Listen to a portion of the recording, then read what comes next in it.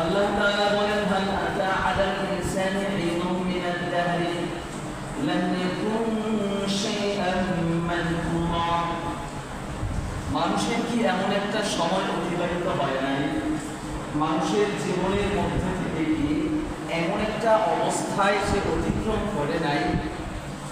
হাল আতা আলাল ইনসানি হিনুম মিনাদ দাহরি লাম ইয়াকুন শাইআন মাযকুরা, যে সে এমন অবস্থায় ছিল তার সেই অবস্থাটা বর্ণনা করার মতোই কিছু ছিল না।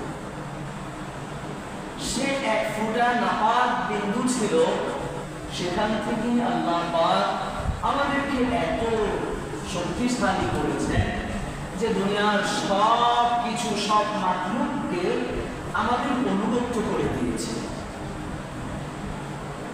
তো আমাদের জীবনের অহংকার করার মতো, আমাদের জীবনে আত্মগরিমা করার মতো, আমার এই নফসকে অহংকার করার মতো আমাদের ভিতরে কিছুই নেই।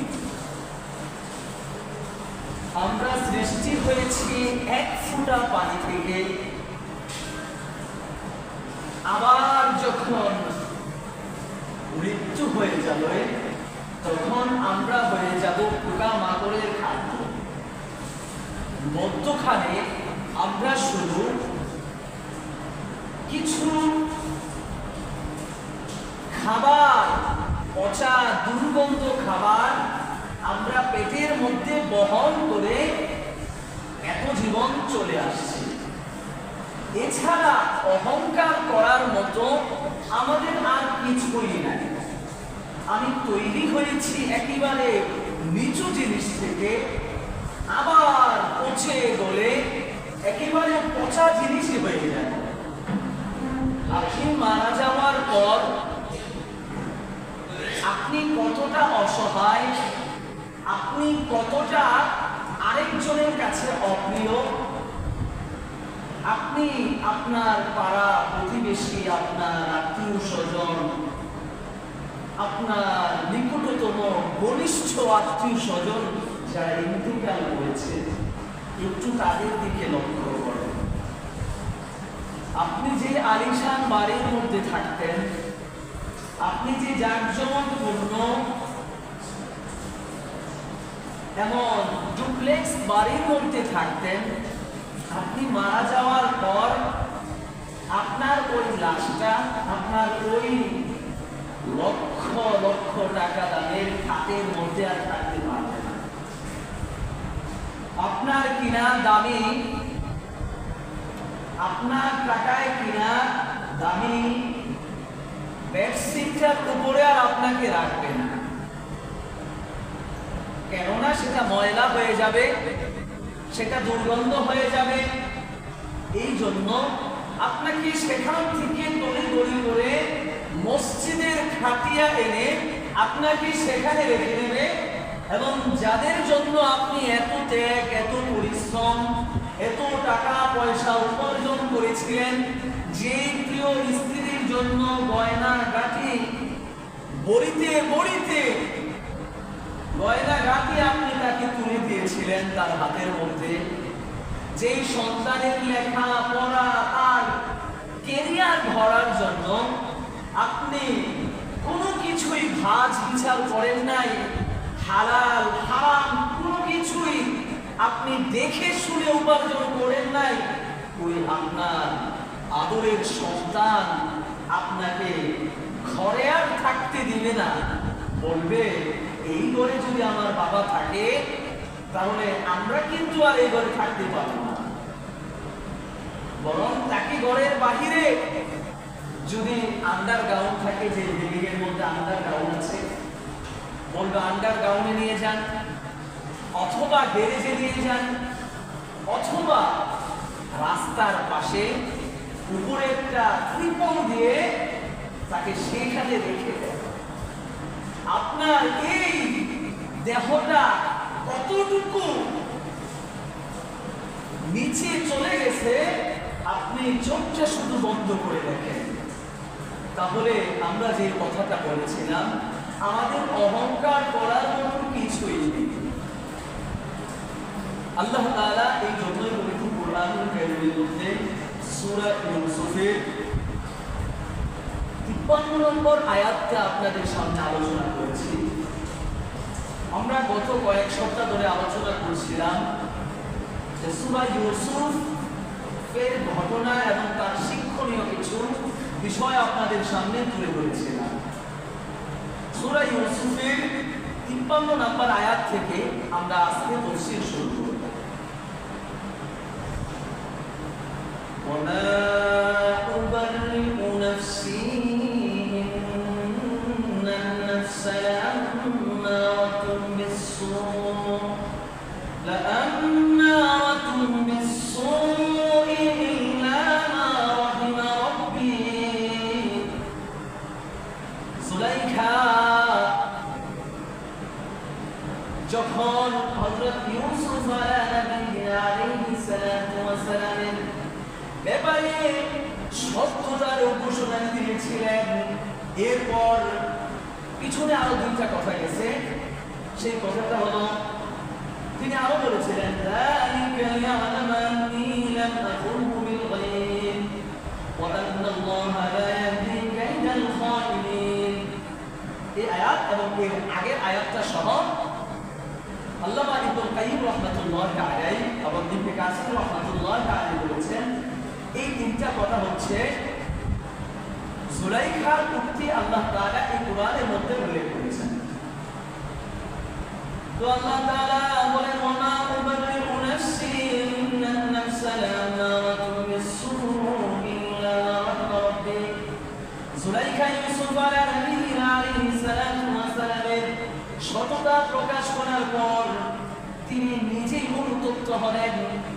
নিজে অনুতপ্ত হয়ে তিনি বললেন ওমা উবাররিউ নাফসি, আমি আমার নিজেকে, আমি আমার অন্তরকে নির্দোষ মনে করি না, আমার অন্তর একেবারে সাধু হয়েছে আমি মনে করি না।